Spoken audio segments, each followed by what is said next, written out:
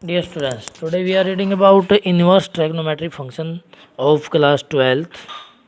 You learned about in previous class 11th trigonometric function chapter 3. We have learned about some formulas of this chapter. Now we have to learn about inverse of trigonometric function. It gives we have a table sine inverse when minus 1 to 1 it will be minus pi by 2 to pi by 2, cos inverse minus 1 to 1 0 to pi, cosecant minus 1 to 1 minus pi by 2 to pi by 2, secant minus 1 0 pi and minus pi by 2, tan inverse minus pi by 2 to pi by 2 and cot inverse 0 to pi. We have to learn about the principal values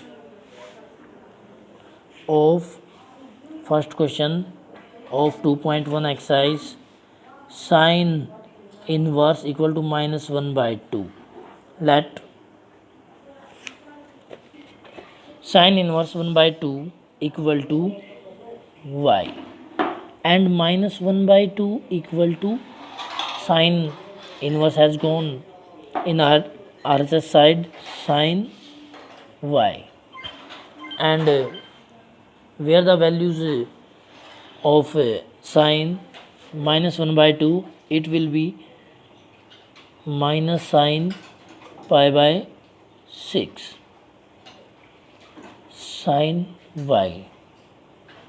Now sine minus pi by 6 equal to sine y, sine cancel and y equal to pi by 6. The principal values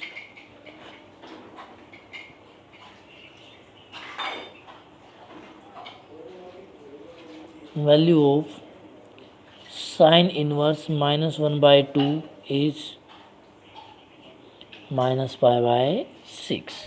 What is minus pi by 6? Okay. Similarly, second question, cos inverse root 3 by 2 taking equal to y and cos root 3 by 2 equal to cos y. Now where is cos root 3 by 2? Cos 30 degree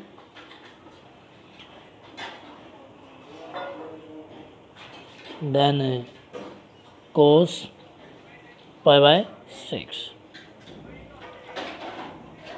cos y. The principal values